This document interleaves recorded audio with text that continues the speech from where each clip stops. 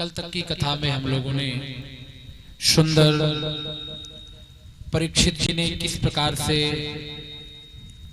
धर्म के तीनों चरणों को जोड़ा, गौ माता को सांत्वना दे करके प्रसन्न किया, धरती को प्रसन्न किया। कल इस कथा को हम लोगों ने यहाँ तक श्रवण किया था। आज उसी कथा प्रसंग में हम लोग पुनः प्रवेश कर रहे हैं। बहुत ही ध्यान से भक्ति युक्त चित्त करके हम लोग सभी कथा सुनेंगे। सूत जी महाराज सौनकादिक ऋषियों को निवेदन करते हुए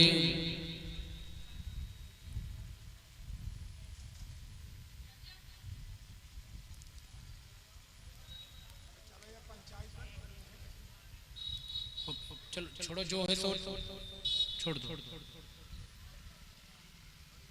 नारायण बस नारायण। सूत जी महाराज सौनकादिक 88,000 ऋषियों को महाराज परीक्षित को किस प्रकार से श्राप लगा उस कथा को सुनाते हुए कह रहे हैं।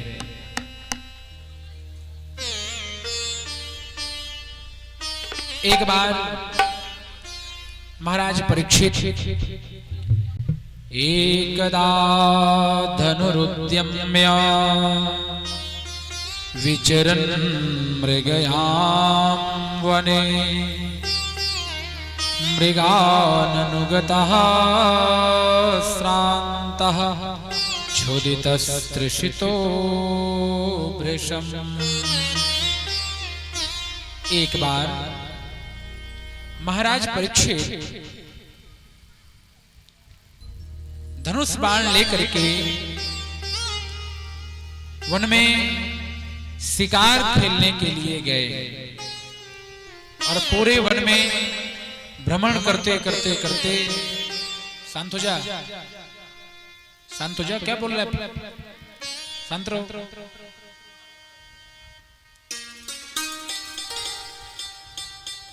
वन में विचरण करते करते बहुत सारे मृगों को उन्होंने मार डाला,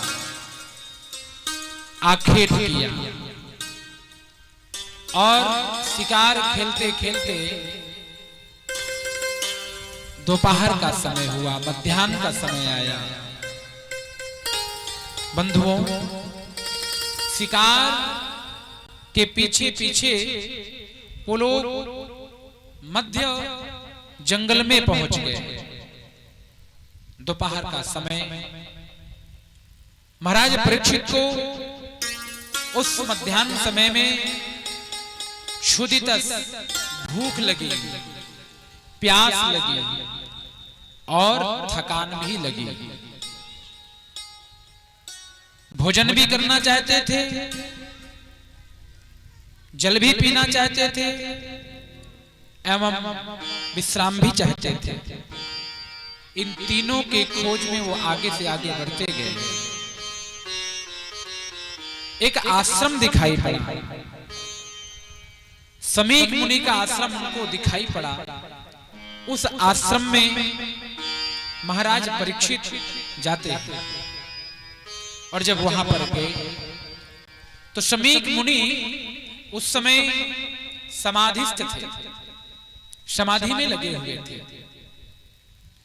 महाराज परीक्षित ने बार बार निवेदन किया, हे महात्मा, मैं क्षुधित भूखा भी हूं,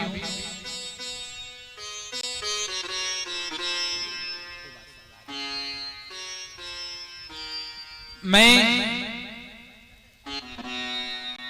भूखा भी हूं, प्यासा भी हूं और थका हुआ भी हूं, इसलिए आप मुझे आतिथ्य प्रदान करें। लेकिन महाराज परीक्षित की बात को समीक ऋषि ने ध्यान में होने के कारण नहीं सुना और केवल समाधि में लगे रहे। महाराज परीक्षित को बार बार निवेदन जब किया और कोई प्रत्युत्तर नहीं मिला तो महाराज परीक्षित को बड़ा क्रोध आया और एक मृत सर्प पड़ा हुआ था और विचार किया कि जरा मैं इनकी परीक्षा तो ले लूं कि वास्तव में ये समाधि में लगे हैं कि नहीं लगे, कि ऐसे ही मुझे देख करके इनको भोजन न कराना पड़े, जल ना पिलाना पड़े, विश्राम के लिए जगह ना देनी पड़े, तो नाटक कर रहे हैं शायद। तो मृत सर्प जाकर के उनके गले में डाल दिया।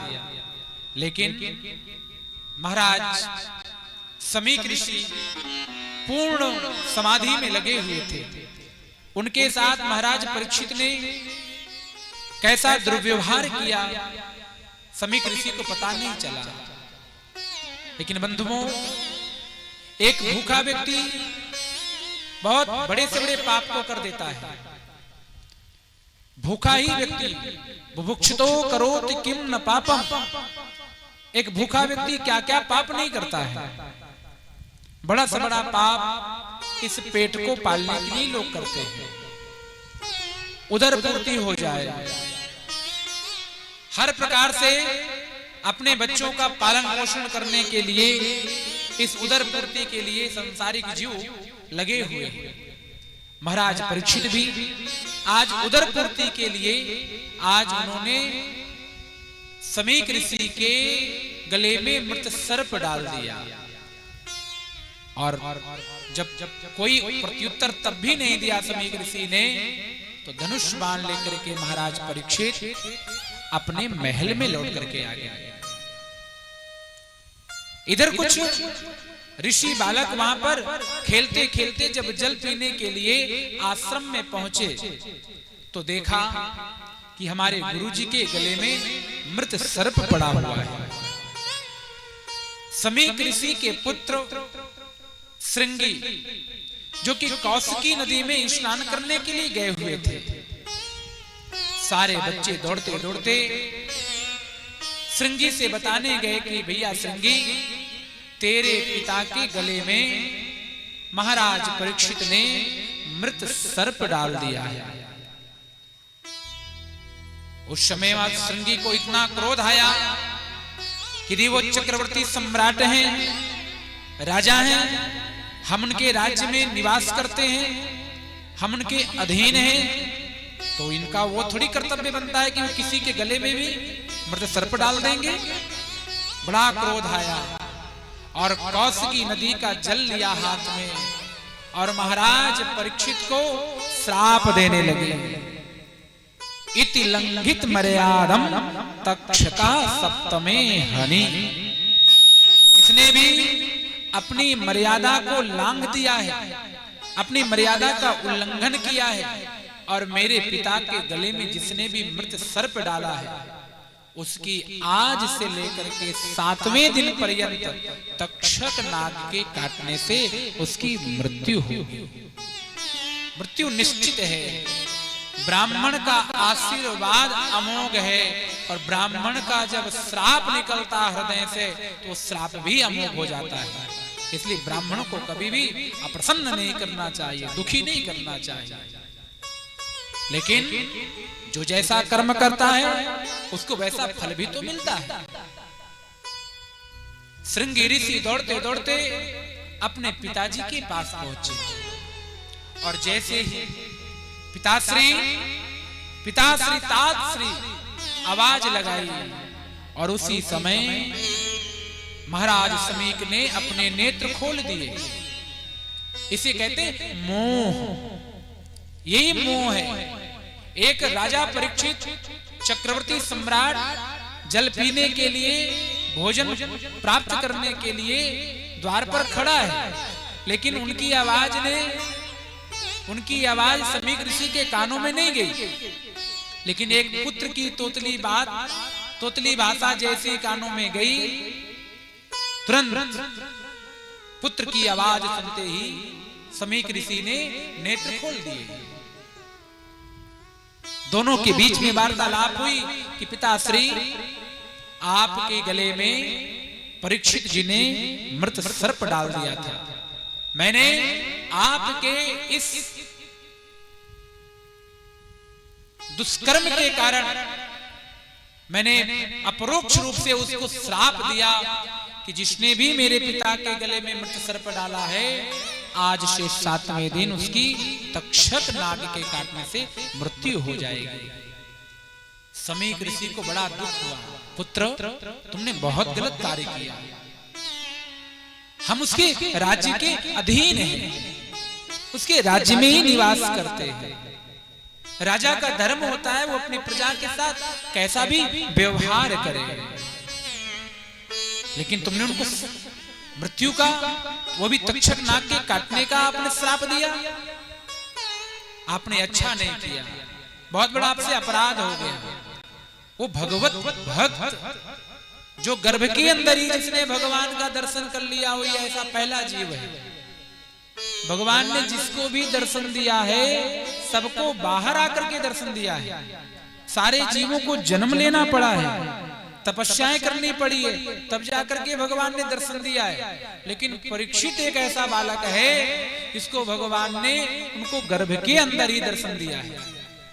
कल आपने कथा सुनी थी, जब उत्तरा दौड़ती हुई गई थी भगवान के पास, तब भगवान ने सूक्ष्म छोटा स्वरूप बनाया था, तब दर्शन दिया था वहां जाकर।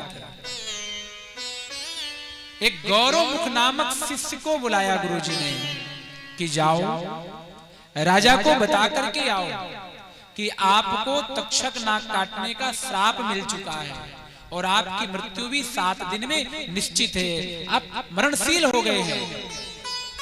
इसलिए आप अपने मृत्यु को मंगल करने के लिए, इसको अच्छा बनाने के लिए, इसको सुधारने के लिए आप कोई उपाय करें, प्रयास करो। गौरवमुख दौड़ते हुए महाराज परीक्षित के नगर पहुंचे हैं। महाराज परीक्षित ने आज जैसे मुकुट उतारा है और मुकुट उतारते ही अपने अपराध का बोध हुआ, अरे आज मैं क्या कर करके आया हूं। जो परीक्षित सदैव महात्माओं का सम्मान करता था, आदर करता था, उनकी आज्ञा से ही राज्य का संचालन करता था, आज वही परीक्षित एक महात्मा के गले में मृत सर्प डाल करके आ गया। बंधुओं, ऐसा पाप क्यों हुआ? क्योंकि महाराज भीम ने जरासंध को जब मारा था तो जरासंध ने छोटे छोटे राजाओं को मार मार करके उन सब का मुकुट ले लिया था और उस मुकुट से एक मुकुट जरासंध ने बनाया। और जब भीम ने जरासंध को मारा तो उस मुकुट को भीम लेकर के आए और जाकर के अपने राजकोष में जमा कर दिया। आज महाराज परीक्षित जब शिकार खेलने के लिए प्रस्थान कर रहे थे, वहां पर संतरी बैठा हुआ था, मना किया, आप इस मुकुट को पहन करके नहीं जा सकते, क्योंकि आपके दादा परदादाओं ने मना किया कि इस मुकुट को नहीं धारण कर सकते आप। लेकिन बुद्धि बिगड़ चुकी थी। जब कुसंग जीवन में छाता है, जब बुद्धि बिगड़ती है, जब विवेक नष्ट हो जाता है, तब वहीं से जीवन के बुरे दिन शुरू हो जाते हैं। बात नहीं मानी तो मेरा संतरी है, मेरा सेवक है और मुझे ही तुम आदेश करते हो, आज्ञा देते हो मुझे, आप इसके अधिकारी नहीं हो। बात नहीं मानी, पहन लिया। और इसके पहले परीक्षित ने कलयुग को 4 स्थान दिए थे, मदिरालय, जुमाघर, वेश्यालय, कसाई घर। कलयुग ने कहा था इन 4 स्थानों पे तो मैं रहता ही रहता हूं, कोई और स्थान दो। कहा कि अन्याय से कमाया हुआ जो धन है, सोना है, उसमें जाकर तुम निवास कर लो। तो आज वही मुकुट जब परीक्षित ने धारण किया तो उस मुकुट पे जाकर के परीक्षित बैठ गया। और जब परीक्षित बैठा तो उसकी बुद्धि बिगड़ गई, मस्तिष्क बिगड़ गया। इसलिए जब भी अन्न खाओ, अन्न पवित्र खाओ, अन्न अपने पुरुषार्थ से कमा करके खाओ। और जब अन्न पुरुषार्थ से कमा करके खाया जाता है तो जैसा अन्न वैसा मन, जैसा मन वैसी वाणी, जैसी वाणी वैसे प्राण, जैसे प्राण वैसे क्रियाकलाप। इसलिए अन्न शुद्ध होना चाहिए। सारा दोष अन्न की अशुद्धि से ही शुरू हो जाता है। तो आज उस मुकुट के प्रभाव से, कलयुग के प्रभाव से जब राजा को वास्तविक बोध हुआ, कहा कि मैंने तो बहुत गलत कर दिया, इतने में जाकर के गौरमुख ने भी संदेश सुना दिया कि तुम मरने वाले हो 7 दिन के अंदर। सारे राजसी वस्त्रों को छोड़ा है, राजसी वस्त्रों को छोड़ करके अपने पुत्र जन्मेजय को बुलाया है, उसको राजगद्दी पर बैठाया है और गिरुआ वल्कल वस्त्र धारण करके सीधे अपने आत्म कल्याण के लिए, अपनी मुक्ति के लिए सीधे जाकर के गंगा जी के तट पर पहुंचे हैं। गंगा जी का आश्रय लिया है, विचार कर रहे हैं कि मेरी मुक्ति कैसे होगी। उसी समय बड़े बड़े ऋषि मुनि, नारद, धौम्य, कृपाचार्य, द्रोणाचार्य, कृपाचार्य इत्यादि धौम्य ऋषि, यहां तक कि स्वयं शक्ति, वशिष्ठ, वशिष्ठ के पुत्र शक्ति, शक्ति के पुत्र पाराशर, पाराशर के पुत्र व्यास जी सब वहां पर पहुंचे। ऋषि ने एक बात पूछी, महाराज मैं मरने वाला हूं, मेरी मृत्यु 7 दिन में निश्चित है, मैं मर जाऊंगा, इसलिए आप कृपा करके ये बताओ कि इन 7 दिनों में, इस मरणासन स्थिति में मुझे क्या करना चाहिए। हमको यही पता नहीं है कि हमें करना क्या है। हमने इसी को जीवन मान रखा है, चकाचौंध को ही जीवन मान रखा है। वस्तुतः ये जीवन नहीं है। आप क्षण क्षण मृत्यु के मुख में प्रवेश कर रहे हैं, धीरे धीरे मृत्यु की ओर ही अग्रसर हो रहे हैं। लेकिन हम सोच रहे हैं कि हम बड़े हो रहे हैं, हम बड़े हो जाएंगे। बड़े नहीं हो गए, जितना जीना है उतनी आयु आपकी कम हो गई, अल्प हो गई। पहला प्रश्न किया, महाराज मैं मरने वाला हूं, तो इस मरणासन स्थिति में मुझे क्या करना चाहिए। इस समय में किसका जप करूं, किसका ध्यान करूं, किसका तप करूं, क्या विचार करूं, इसके विषय में मुझे बताइए। जब महाराज परीक्षित के इन प्रश्नों को सारे बड़े बड़े ऋषियों ने जब सुना, तो किसी ने कुछ उपाय बताया, किसी ने कुछ उपाय बताया। किसी ने कहा महामृत्युंजय का जप करा लो, किसी ने कहा दुर्गा सप्तशती का पाठ करा लो, किसी ने कहा अश्वमेध यज्ञ करा लो, किसी ने कहा वाजपेयी यज्ञ करा लो। लेकिन ये जितने सारे उपाय बताए, ये कोई भी 7 दिनों में पूरा होने वाला नहीं था।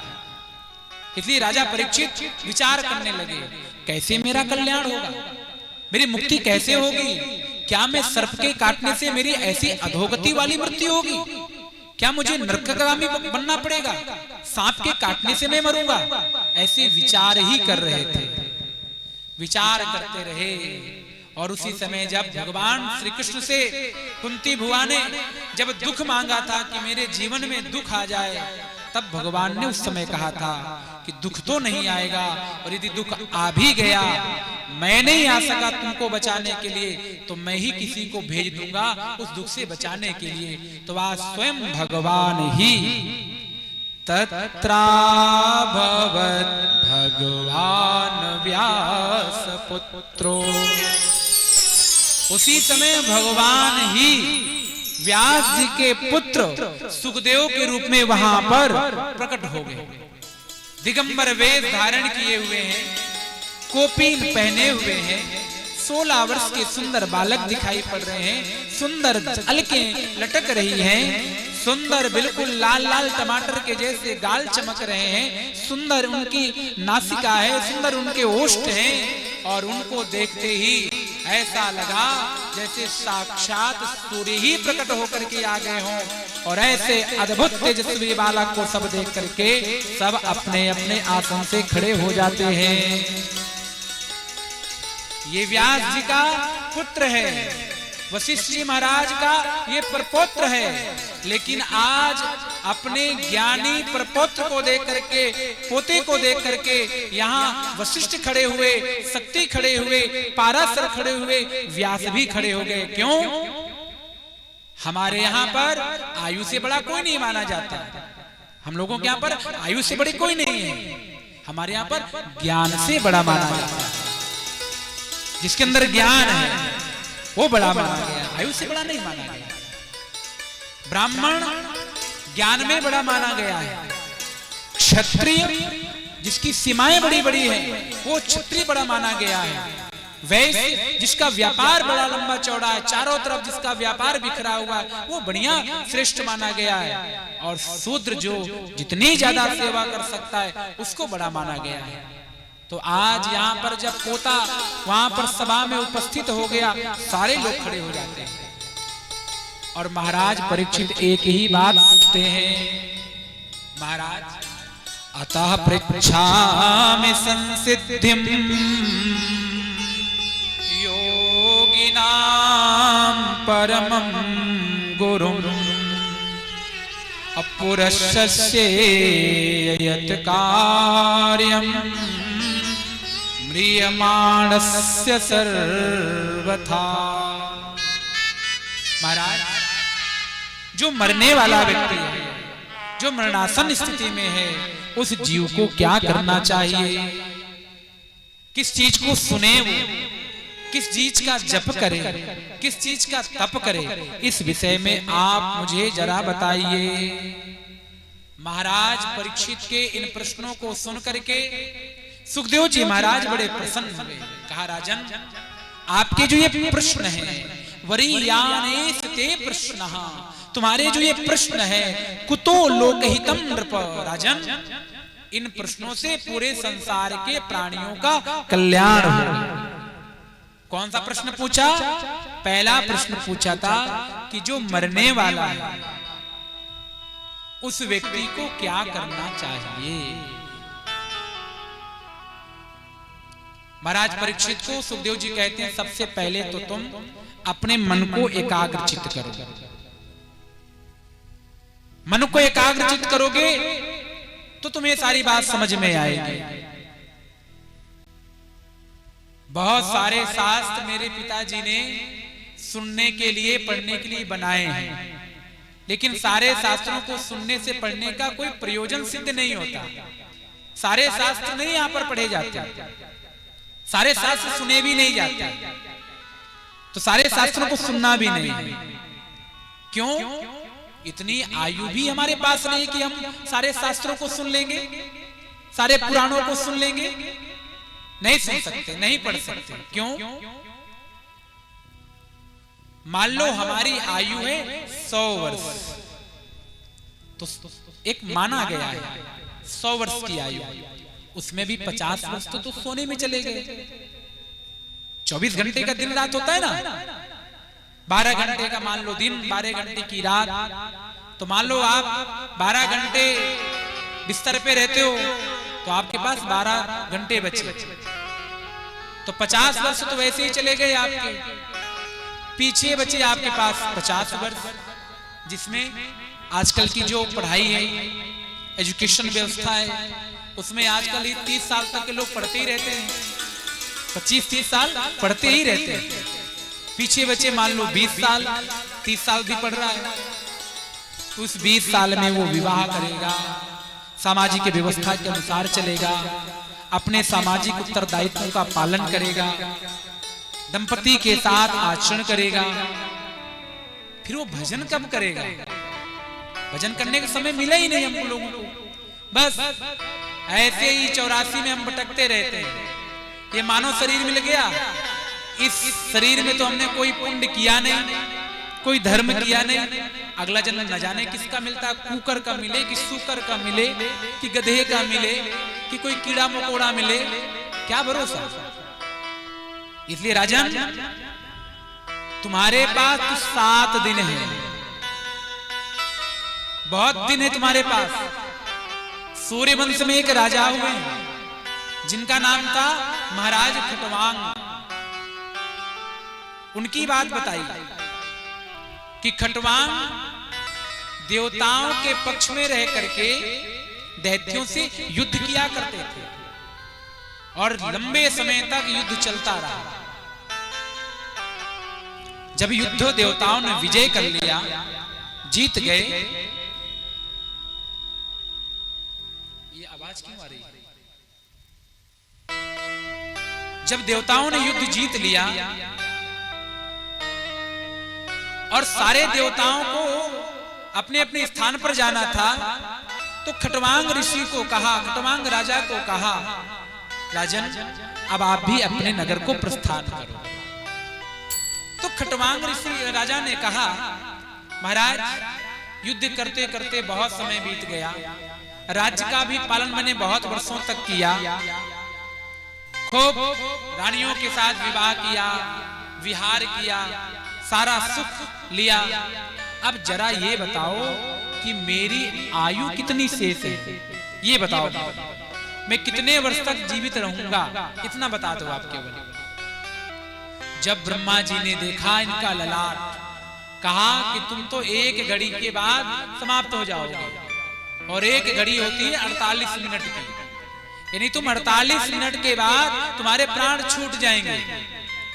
उसी समय महाराज खटवांग ने अपनी सारी चित्तवृत्तियों को एकाग्र किया और भगवान के ध्यान में लग गए, और एक घड़ी के ध्यान से वो भगवान के मोक्ष को प्राप्त हो गए, भगवान के परम धाम गए। तो राजन तुम्हारे पास तो 7 दिन है। जब कोई व्यक्ति 48 मिनट में अपना परलोक सुधार सकता है, अच्छा बना सकता है, तो तुम्हारे पास तो 7 दिन है, खूब लंबा समय। डरो मत, मैं तुम्हारे आत्म कल्याण के लिए यहाँ पर आ चुका हूँ, उपस्थित हूँ, और जब तक मैं यहाँ रहूंगा यहाँ पर तक्षक नाग नहीं आ सकता है। तुम्हारे मन में जितने प्रश्न हो, जितने संशयात्मक प्रश्न हो, उन सारे बातों को आप पूछ सकते हो, मैं एक एक प्रश्न का उत्तर दूंगा। 7 दिन क्या, 7 वर्ष भी यदि मैं यहाँ रहूंगा तो भी तक्षक तुम्हारे पास नहीं आएंगे। इतनी बड़ी सत्संग की महिमा है सज्जनों। एक घड़ी आधी घड़ी, आधी में पुनियाद, तुलसी संगत साधु की, कटे कोटि अपराध। जब आप अच्छे लोगों की मित्रता करोगे, अच्छे लोगों के साथ में रहोगे, तो उसका परिणाम अच्छा ही मिलता है। लोहा जानते ना, लोहा, ये लोहा जब बाण बन जाता है, इसको बाण के रूप में प्रयोग करते हैं, तो यही बाण सबको घायल करके मार देता है। लेकिन जब यही लोहा मल्लाह के पास नाव खेने वाली लाठी के रूप में आ जाता है, यही लोहा इस पार से उस पार लगा जाता है। आप जिस संगति में रहेंगे, जिस स्वभाव में रहेंगे, जिन लोगों के साथ उठेंगे बैठेंगे, उसका बड़ा प्रभाव पड़ता है। इन्होंने भगवान का आश्रय लिया, मुक्ति को प्राप्त हो गया। क्या कहा, राजन चिंता मत करो, किसी की मृत्यु बड़ी निश्चित हो और ऐसा लग रहा हो कि कुछ क्षणों में वो प्राण छोड़ने वाला है, शरीर छोड़ जाएगा, उसको केवल तुलसी पत्र और गंगा जी का जल पिला करके कानों में गीता पाठ या राम राम सुना दिया जाए, उसकी मुक्ति हो जाती है। बंधुओं, आज सबसे पहले सुखदेव जी महाराज ने महाराज परीक्षित के इस मन को एकाग्र कराने का प्रयास किया, और सबसे पहले कहा कि देखो भगवान की छवि पर ध्यान लगाओ, भगवान देखने में कैसे लगते हैं। आप लोगों ने रामलला की मूर्ति देखी होगी, कैसी मूर्ति है, बहुत सुंदर है, कैसी मुस्कुराती हुई सुंदर मूर्ति, पूरा चेहरे पर मुखमंडल पर सौंदर्य विद्यमान है, सुंदरता से परिपूर्ण है वो, कितने सुंदर लगते हैं। जब आप रामलला का दर्शन करने कभी श्री अवध धाम जावें, तो वहां पर जाकर के अपने आंखों को मत बंद कर लेना, भगवान को निहारना, भगवान को देखना, इनका स्वरूप कैसा है, इनके ओष्ठ कैसे हैं, इनकी नासिका कैसी है, इनके नेत्र कैसे हैं, इनका मस्तक कैसा है, इनका मुकुट कैसा है, इनके हाथ कैसे हैं, इन्होंने कैसे वस्त्र पहन रखे हैं, हाथ में कैसा आज उन्होंने फूल माला ले रखा है, ये पूरा दर्शन करना चाहिए। हम लोग क्या करते हैं, मंदिर जाकर के आंख बंद करते हैं, महाराज मुआ ये पाप खत्म कर दे हो, मैं ये बुरा काम कर देने हो, यही नाश कर दे हो, वहाँ का बिगाड़ दे हो, वही तुम गलत वहाँ का काम करा दे हो, वो का छत पड़ती हो गिरवा दे हो। ऐसे तो हम लोगों ने विचार करना प्रारंभ कर दिया। ये दर्शन नहीं है।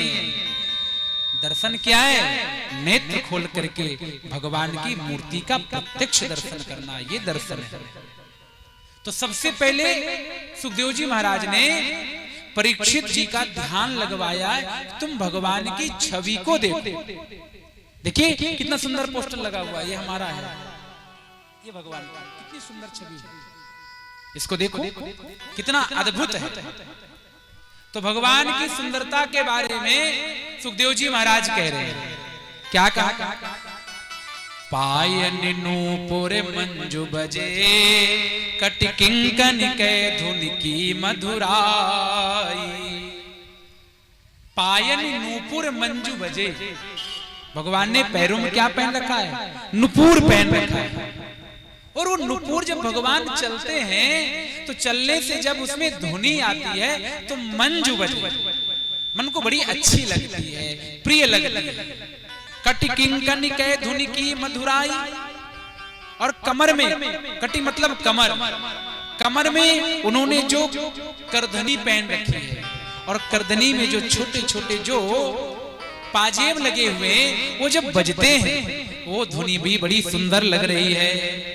सांवर अंगल से पट पीते ही, फूल से बनमाल सुहाई। और सांवले अंग पर जो भगवान ने पीतांबर धारण कर रखा है, उस पीतांबर के धारण से तो भगवान की सुंदरता और बढ़ गई। और हृदय में सुंदर बन की माला को धारण कर रखा है, कितना सुंदर स्वरूप। और बताते हुए कह रहे हैं, माथे किरीट बड़े दीर्घलोचन, माथे पर उन्होंने किरीट मुकुट को धारण कर रखा है, सुंदर बड़े बड़े नेत्र हैं, लोचन हैं। और जब अपने नेत्र अपने भक्तों की ओर जब देखते हैं तो ऐसा लगता है कि सबका मन अपनी ओर चुराए लिए जा रहे हैं, आकर्षित किए जा रहे हैं। उस छवि का ध्यान करके महाराज परीक्षित का मन एकाग्र हुआ। महाराज आप मुझे ऐसी कोई बात बताते रहिए जिससे मैं भूल जाऊं कि मैं मरने वाला हूं। आप ध्यान रखिएगा इस बात को। पहले दिन परीक्षित जी कह रहे हैं कि मैं मरने वाला हूं, मैं मर जाऊंगा, मैं मर जाऊंगा। लेकिन 7वें दिन जब पूरी कथा सुखदेव जी महाराज सुनाते हैं, फिर पूछा सुखदेव जी ने, क्या तू अभी भी मरेगा? तो तब परीक्षित जी कहते हैं, मैंने जन्म ही नहीं लिया तो मरूंगा कैसे? कथा हमको मृत्यु से मोक्ष की ओर लेके जाती है। मरने से घबराना नहीं है, डरना नहीं है, गोली से नहीं मरना है, एक्सीडेंट में नहीं मर जाना है, मृत्यु को अच्छा बना करके मरना है। मृत्यु भी सुंदर अच्छी अच्छी होती है।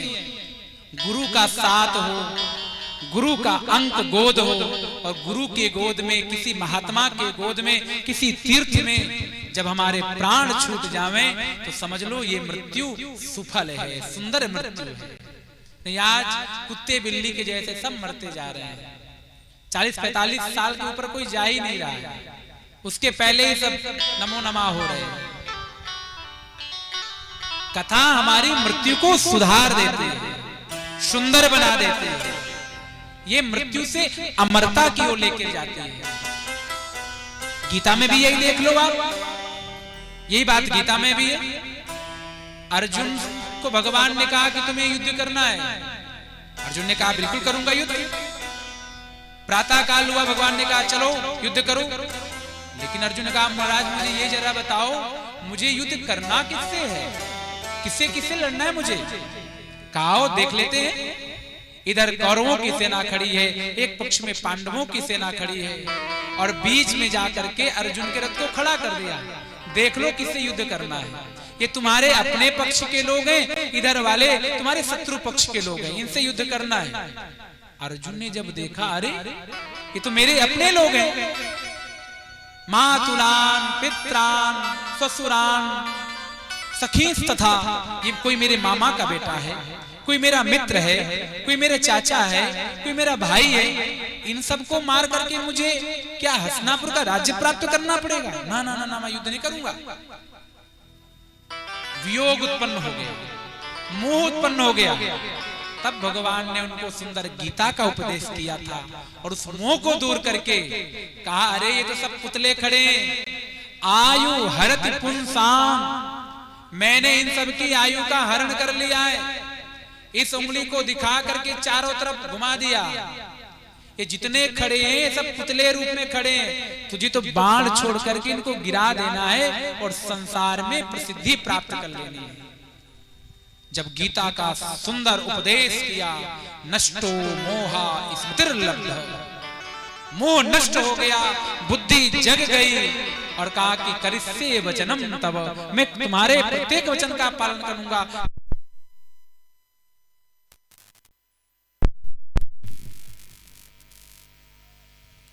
मैं तुम्हारे प्रत्येक वचनों का पालन करूंगा, जैसा आप कहेंगे मैं उस बात को पूरी स्वीकार के साथ मानूंगा। यहां पर परीक्षित जी भी यही बात कह रहे हैं, महाराज मैं मरने वाला हूं तो मेरा मन इससे हटा दो कि मैं मरने वाला हूं। दूसरी बात, भगवान की छवि का दर्शन कराने के बाद आचार्य सुखदेव ने परीक्षित जी को विराट भगवान का दर्शन कराया है। हम लोग कहते हैं ना, भगवान कण कण में है, कण कण में नहीं, 7 लोक ऊपर के, 7 लोक नीचे के, 14 लोकों में भगवान की सत्ता है।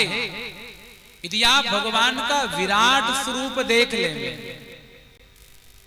आपको आश्चर्य होगा। ये हमारे कुंभू जी बैठे हैं, मुझे लगता है गांव में सबसे लंबे व्यक्ति होंगे। अब इनसे भी कोई लंबा हो जाएगा तो कितना अजूबा लगेगा, आश्चर्य लगेगा। तो आप साधारण भगवान की मूर्ति देखेंगे तो आपको आश्चर्य नहीं होगा, लेकिन जब आप भगवान का विराट स्वरूप देखेंगे, पुरुष सूत्र के अंदर तो भगवान के विराट स्वरूप के बारे में वर्णन आया हुआ है। ओम सहस्रश्रीरेखा पूर्वः सहस्राक्षः सहस्रपातो सभूमिको सर्वतः स्मृत्वा त्यातिष्ठतो साङ्गुलम् एवेदग्गो सर्वं यद्भूतं यच्च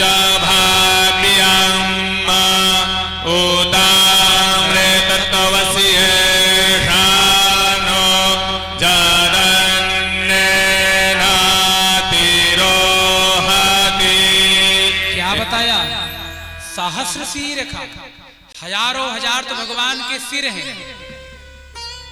एक रावणी 10 सिर लेकर के पैदा हो गया तो कितना अजूबा दिखता है, लेकिन भगवान के विराट स्वरूप में हजार हजार सिर हैं, हजार हजार भुजाएं हैं, हजार हजार उनके पैर हैं।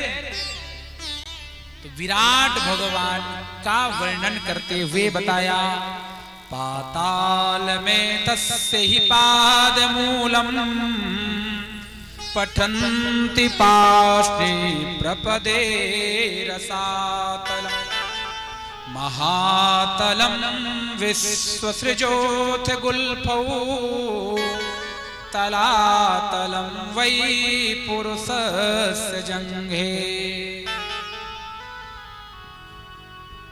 आपका एक एक अंग कहाँ रहेगा? आपके पैर भी धरती में रहेंगे, आपके हाथ भी धरती में रहेंगे। कई लोग व्यंग में कहते ना, अरे धरती में रहो, बहुत आकाश में ना उड़ो। कभी कभी ऐसा कहते हैं ना। भगवान को देखो कैसे भगवान है। भगवान की पैरों की जो अंगुलियां हैं, पैर की अंगुलियां, पाताल में तस्य ही पाद मूलम, पाद बोलते चरण, पैर। भगवान के चरणों की जो अंगुलियां हैं ये पाताल लोक तक फैली हुई है, समझ लो। भगवान की जो पैर की एड़ी है पीछे की, वो साताल लोक तक फैली हुई है। भगवान की जो जंघा है ये तलातल लोक तक फैली हुई है। भगवान के जो घुटने ये सुतल लोक तक फैले हुए हैं। भगवान का जो हृदय ये वितल लोक तक फैला हुआ है। भगवान का जो तलवा है, पैर का तलवा, ये अतल लोक तक फैला हुआ है। और भगवान की जो नाभि है, भगवान की नाभि ही ये तल लोक तक फैली हुई है। इतने विराट स्वरूप में भगवान। और क्या बता रहे हैं? भूर्लोका कल्पिता पदभ्याम भूर्लोकस्य नाभितः स्वरलोका कल्पितो मूर्धना इति वा लोक कल्पना। ब्रह्मा जी बता रहे हैं, शेषनाग बता रहे हैं, सुखदेव जी बता रहे हैं, व्यास जी बता रहे हैं, शुद्ध जी महाराज बता रहे हैं और मैत्रेय मुनि बता रहे हैं कि हमें जो भगवान के बारे में बताया है ना, ये हम अपनी कल्पना से बता रहे हैं। सच्चाई कितनी है ये हमें भी पता नहीं है। क्यों? हमने जिनके जिनके मुख से सुना है भगवान के बारे में, वो हम बता देते हैं। भगवान की कितनी बड़ी सीमा है इसके बारे में तो हमें भी पता नहीं है। और दूसरी बात बताइए, ये जो आपको बड़े बड़े वृक्ष दिखाई पड़ते हैं, कदम का वृक्ष, पिप्पल का वृक्ष, वट वृक्ष, गूलर का वृक्ष, ये सब भगवान के रोमावलियां हैं। आपके शरीर में जो रोम है ना, तो इस संसार में जितने बड़े बड़े वृक्ष हैं ये भगवान के रोमावलियां हैं। ये जो बड़ी बड़ी नदियां हैं ये भगवान की नसें हैं। और जो अग्नि है ये भगवान का मुख है। आप लोग जब भोग लगाते हो तो क्या कहते हैं? भगवान का मुख कौन है? ब्राह्मण है।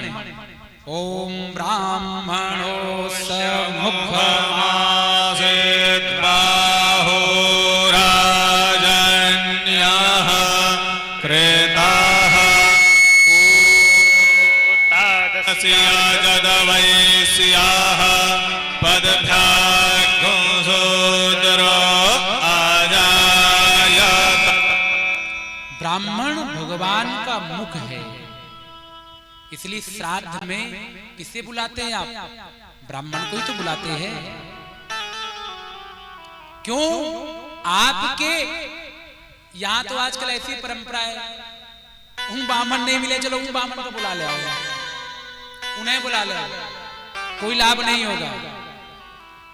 जिस दिन आपके पूर्वजों का, पितरों का श्राद्ध का दिन हो, उससे एक दिन पूर्व आप उन ब्राह्मण देवता को आमंत्रित करके आइए, उनको निवेदित करके आइए, महाराज कल मेरे यहाँ पर मेरे पितरों का श्राद्ध का दिन है, तर्पण होगा, पिंडदान होगा, आपको भोजन प्रसाद वहीं पर ग्रहण करना है।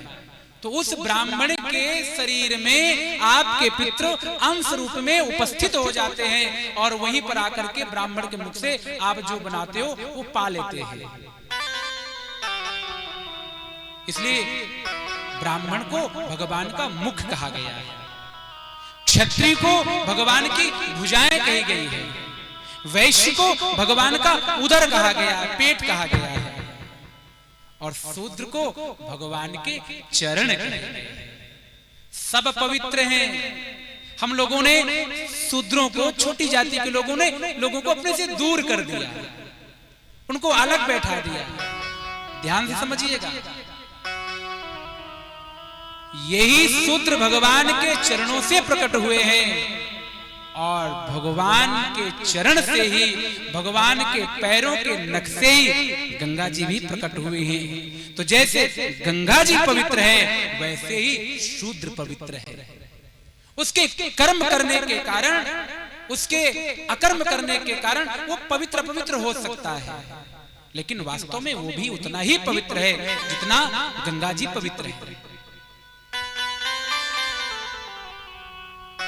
और जो बड़े बड़े पर्वत दिखाई पड़ रहे हैं ये सारे पर्वत भगवान के मस्तक हैं।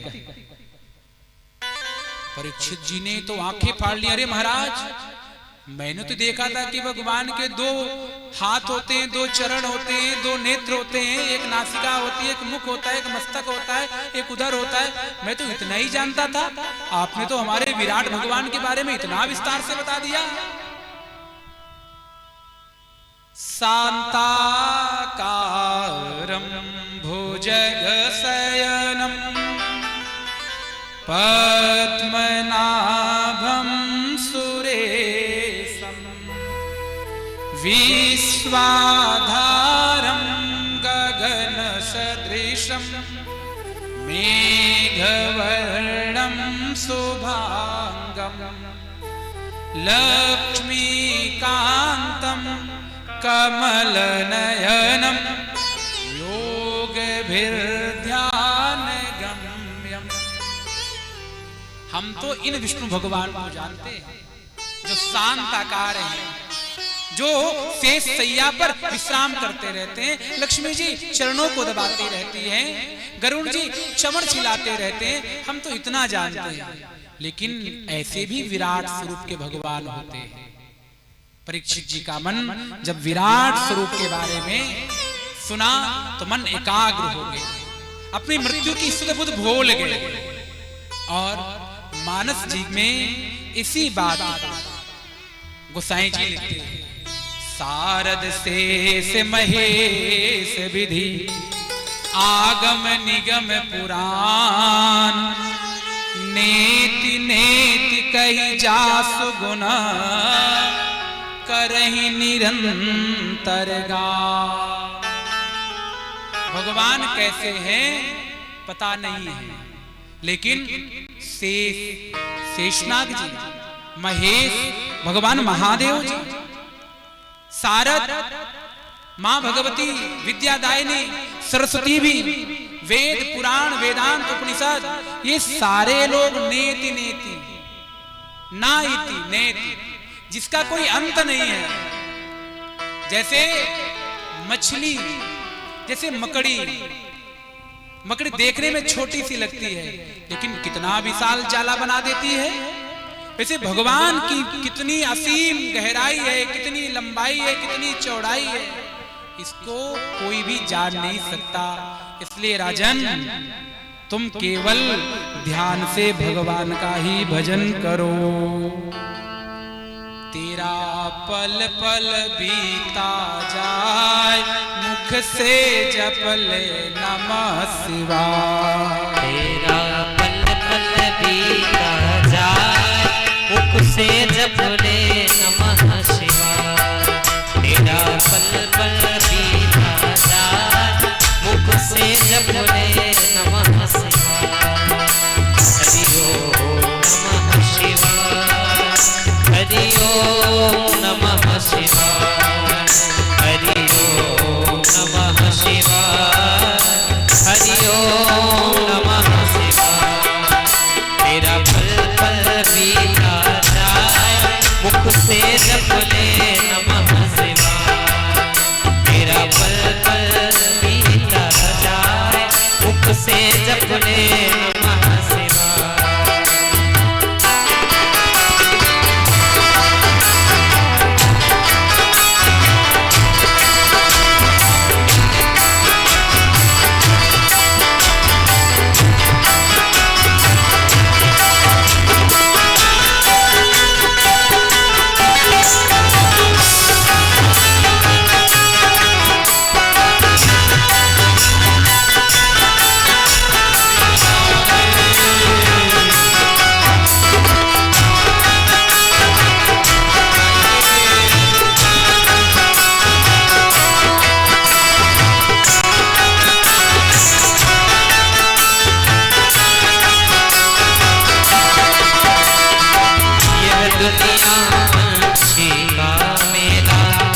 छोड़ जाना है अकेला, यह दुनिया पंछी का मेला, समझोड़ जाना है अकेला। तेरा तन यह साथ न जाए, मुख से जप ले नमः शिवाय। तेरा तन यह साथ न जाए, मुख से जप ले नमः शिवाय। तेरा पल पल बीता जाए, मुख से जप ले नमः शिवाय। हरि ओम नमः शिवाय, हरि ओम नमः शिवाय, हरि ओम नमः शिवाय, हरि ओम नमः शिवाय। तेरा पल पल जप ले नमः शिवाय। तेरा पल पल बीता जाए, मुख से जप ले नमः शिवाय।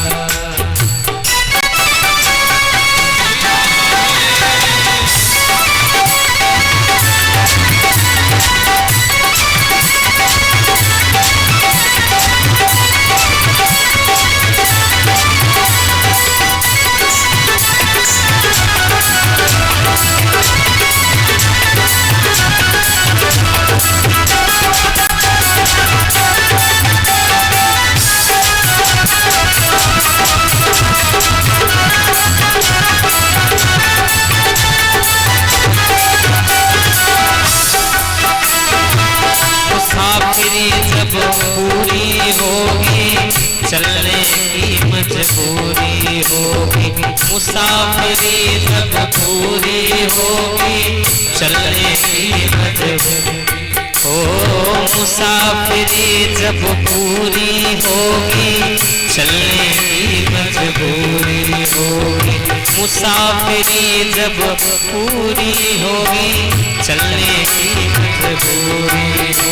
तेरा बिगड़ा प्राण रह जाए, तेरा बिगड़ा प्राण रह जाए, मुख से जप ले नमः शिवाय। तेरा पल पल बीता जाए, मुख से जप ले नमः शिवाय।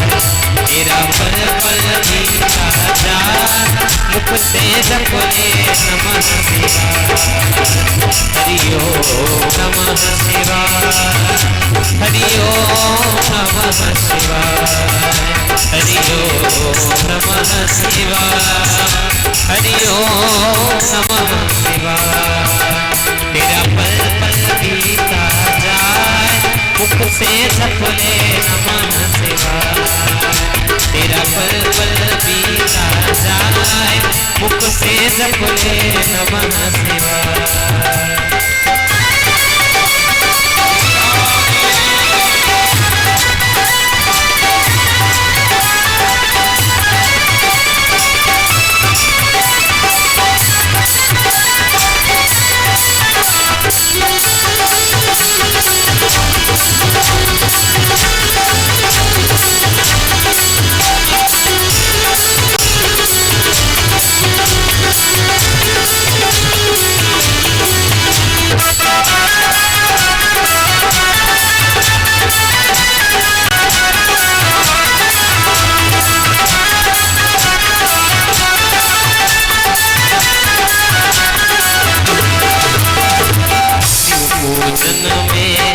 मस्त बने जा, पूजन में मस्त बने जा।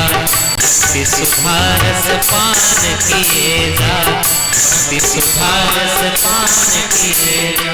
शिव पूजन में मस्त बने जा, शिव पूजन में मस्त बने जा। विशुद्धारस पान किए जा, विशुद्धारस पान किए। दर्शन विश्वनाथ के पाए, मुख से जप ले नमः शिवाय। दर्शन विश्वनाथ के